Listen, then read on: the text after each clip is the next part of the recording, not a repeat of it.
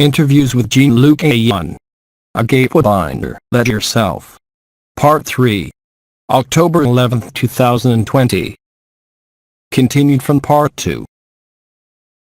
Translator. We're going to talk again about some topics that come from the previous session, before we start channeling, and again we wish you a great Agapè moment.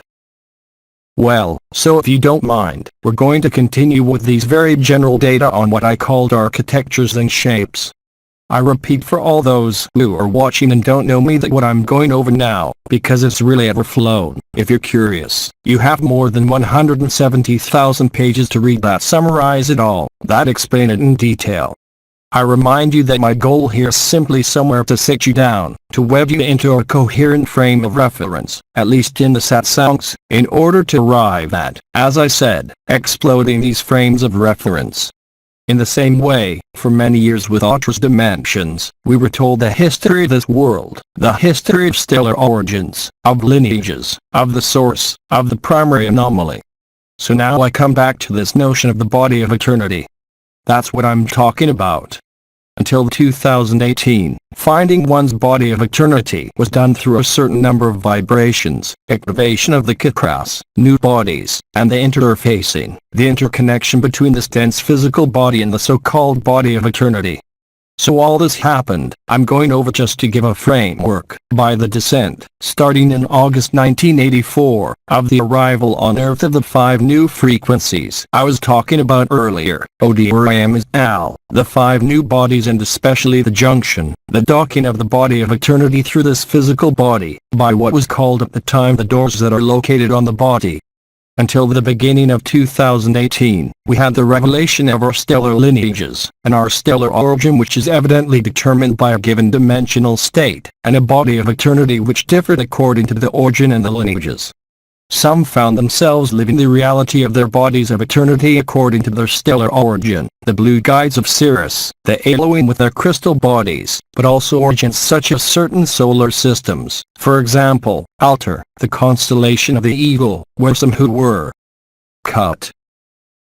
Translator. No, go ahead. I was saying, some of them have recovered the morphology of the body of eternity from their stellar origin. I was taking the example of Altair, the constellation of the Eagle. Some people found themselves with a body of eternity with a beak, really. And then afterwards, gradually, in the year 2018, which I won't go back over, you have all the history on Autra's dimensions. There is the unveiling and the dissolution of what had been named. I refer you to this text. I don't have time to talk about it. The primary anomaly. From the moment that the primary anomaly was dissolved, there was a mechanism that occurred in relation to the body of eternity. Many of us at that time among brothers and sisters, and friends, to travel freely in this world as in any world, with the body of eternity, specific of our stellar origin, of our history. When the end of the primary anomaly was lived, around May 7, 2018, if I remember correctly, a very special process took place. And this is where the illusion of the body of eternity began to appear. As much since 2014 to 2015, there was a junction between the physical body and the body of eternity, with different attributions of forms, different potentials according to their origin. It disappeared. At the time, I and others, I'm not the only one, we realized that when we went out of our body, through the heart, we found ourselves inside a body of light. I remind you of the essential, fundamental and inalienable difference between the body, even what we could call the astral plane, and the plane of pure light. When you have a near-death experience, you go out of your body, you go through a tunnel and land on the other side, where there's light. But you're stopped before you merge with the light by your family members, much younger. If you're believers, you go to see Christ. If you're a Buddhist, you go to see Buddha. If you're Muslim, you go to Muhammad. That's not true. The light is not inside the forms, but it is outside the forms. This is astral, always, even if it is very luminous. You are still in the world of death as Bernard of Montreal said, and, of course, these family members, Buddha, Jesus, show you your life, and tell you to come back to earth. So evidently this kind of experience lets you to become aware and to live that the death of this physical body is not the end, but you are still in the world of death. in the worlds of pure light, in the dimensions that are beyond the 8th dimension. For example, you come out of your body, with very precise symptoms, and when I say come out of the body, you understand at that moment, while living it, that ultimately there is no coming out of the body, but it is a re-entry into the heart of the heart. At that moment you will also land on worlds of death, astral worlds, as an experience of imminent death. You can meet, as I did in 2011 and 2012, the Archangel Michael, beyond his known anthropomorphic representation, represented in classical iconography. This young man with his curly hair, very young, who is striking down the dragon.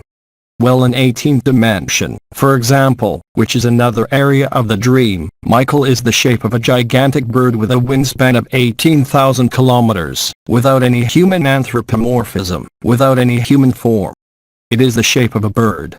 But the essential difference with the world of death, you can very well meet in astral the Archangel Michael, but in the world of death, his representation, which is a hologram, an empty shell created from scratch by the archons, the big difference when you go beyond the small sky, that is to say what is called the astral, when you penetrate the great sky, the light is inside the form.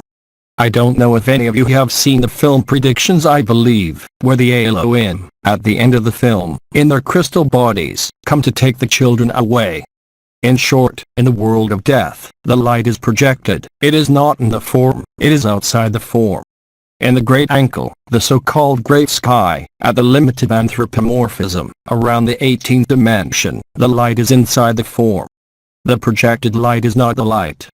In the somewhat philosophical, spiritual philosophical terminology of the 20th century, it is evident that there was a lot of talk about the soul. There was talk about the masters, the ascended masters, who are nothing but empty shells, who created kingdoms, named, for example, Shambhala. It is a total illusion. I walked for a long time in Shambhala. In my younger years, I had relationships and communications with Kuthumi, El Morya, Sananda. I had magnificent crystal cities, and all these masters and beings who were in the light, were still in the world of death. The light was outside and not inside. The analogy is easy to understand, and I spoke to you earlier about the physical bodies and the subtle bodies that are nested inside the physical body, which correspond to larger and larger dimensions, but all these beings that I saw at Shambhala in 2010 were in total illusion, in the world of death, astral, world of color projection, of externalese manifestations. And then, as I traveled under Michael's wings through the worlds, there I saw the big difference. In the big sky, the light is inside the forms, not outside. In Predictions, the AYOUN with their crystal bodies, these great beings, we saw through their etheric heart, what we called a Shanti Nilaya, the supreme abode of peace, the heart of the heart, or the ascending crown, or the ascending heart. All this I tell you for the story still in my frame of reference, which is also yours, to arrive at, little by little, at least initially, for those who do not live it yet, to conceptualize a little big these notions of forms, bodies, bodies of death, ephemeral bodies, or the so-called eternal body, the body of glory, which is pure light inscribed in a form and not outside the form. The equivalent for us, incarnate, we have the bodies nested inside, and as seer our medium will see the auras around people. The aura is a resonance, but also a projection of light. The true light, that is what is called in Kabbalah, the true Kabbalah, not today's Kabbalah, what is beyond Keter, beyond the crown, what is called the Ein Sof, what is beyond form, what is unchanging, what has never appeared and will never disappear, where there is a source, where there is no more individualizable form, nor any possible identification to a scenario, a history, a dimensional origin or a stellar lineage. You are what you are. It has no relation whatsoever to what we may experience here. That's why great mystics, such as Maranatha Moy, for example, Ramana Maharshi, Yogananda, closer to St. France, Jean Klein, to a lesser extent anyway, are no Desjardins or Bernard from Montreal, who is now being rediscovered. In short, when you arrive at the source of light, there's no longer any possible identification with any individuality, any history and any projection. What Maranatha Moy used to say being mystical, as I could tell you today, as millions of brothers and sisters could tell you, you were never born and you never died. This is the strict truth. What dies is the dream, what dies is the illusion, what dies is a form, from the atom to the universes, and when you get to that stage where the light is no longer projected, from the moment you realize in your life that everything that was in relief of your character, whether it be fears, whether it be questions about the past or the future, can no longer exist. And at that moment, I would say it's back to square one. You've gone up, you've come down. There has never been an ascension, there has never been a descent, there has never been an involution, there has never been an evolution. Truth is immutable, so is the real. At that moment you no longer depend on any form, and there you discover that there has never been anyone, and that by accepting to be no form, which you are obliged to accept since you can inhabit all forms and all dimensions, you change costumes at will, costumes of light, or costumes of matter, and there you can only understand at the same time, on the one hand that there has never been anyone but you and you alone, and that there has never been anyone. At that moment, of course, for those who feel the vibrations, once again I specify that you absolutely do not have to go through all these stages. Now your access is direct. There again I explained it at length. We have many brothers and sisters who live Agapè and who testify to it. There's no escape from the illusory reality of this world. You are fully here, totally, if I may say so, reunited. You are leaving the worlds of form, while remaining in the form. And there you are living these movements that I described last year, which are not movements of energy, but which are the revelation and experience of that double terrace of the heart. You are in the heart of the heart, whether you feel it or not. The very unfolding of your daily life, of your days and nights, cannot leave any doubt. As some experimenters have said, but I am thinking in particular, for example, of Dr. Eben Alexander, who saw his brain destroyed completely. He went through all the worlds of death. He met his father and mother whom they had never known because his parents had abandoned him. And after this world of death, he continued to descend into the depths of himself, or to ascend to the highest planes. It's the same thing, because there is no movement. It's the impression of only movement, and there you see this freedom, this naked joy. You don't need certainty. You don't need to look for proof, because your whole life is proof of what you live, whether you're a gardener. Cut. So I lost the thread. Well, when you have this certainty is not a belief, is not a reasoning, it is the experience of each moment of your life, here incarnated on earth, which demonstrates it to you and demonstrates it every day. This is what has been called the intelligence of the light, which I could just as well call the intelligence of the real, which directs your life. That is why I have repeated countless times that you're not your life, but that your life, whatever your age, whatever the state of your body, you are autonomous, you are lucid, and you are free of any fantasy of form, of any myth of creation, of any apprehension and of any projection. At that moment, you are living this naked joy. It doesn't mean that you have a personality that has been alchemized into something ethereal, but clearly and truly, you see and you live the truth. All this, all these forms, all these states of consciousness, are ultimately only an experience, and when you are settled in the truth of Agapè, you are forced to understand and say that spirituality is a total fraud, and that consciousness is a disease, fortunately a fatal one. And there you are free. You are human, you are permanently here and now, you are available and, above all, lucid. At that moment you are autonomous, you will never again submit to any spiritual entity. There's no world, there's no consciousness. I specify for those who do not know, that to be deprived of consciousness is not to be unconscious, it is to be unconscious, that is to say to be anterior to consciousness. For years, Biggie and others have talked to us about all this. They have told us stories, but a story that would put an end to it. There's the beatitude, and there's the only real, there's no other.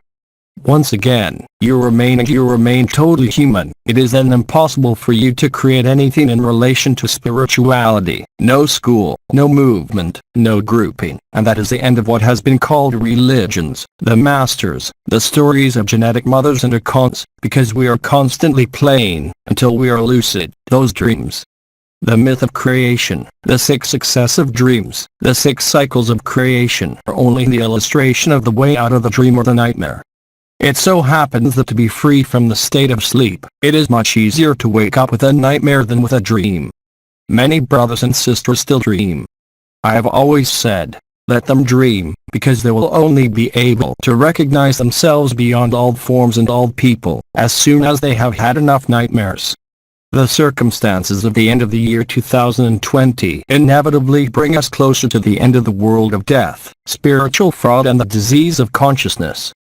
Biddy said, while she was alive, "I don't say it in quite the right order, but that's about it. The universe has appeared, creation has appeared, creation and universes will pass, and you will always be there." In fact, there's nothing new that some 20th century beings may have said, but there's a fundamental difference.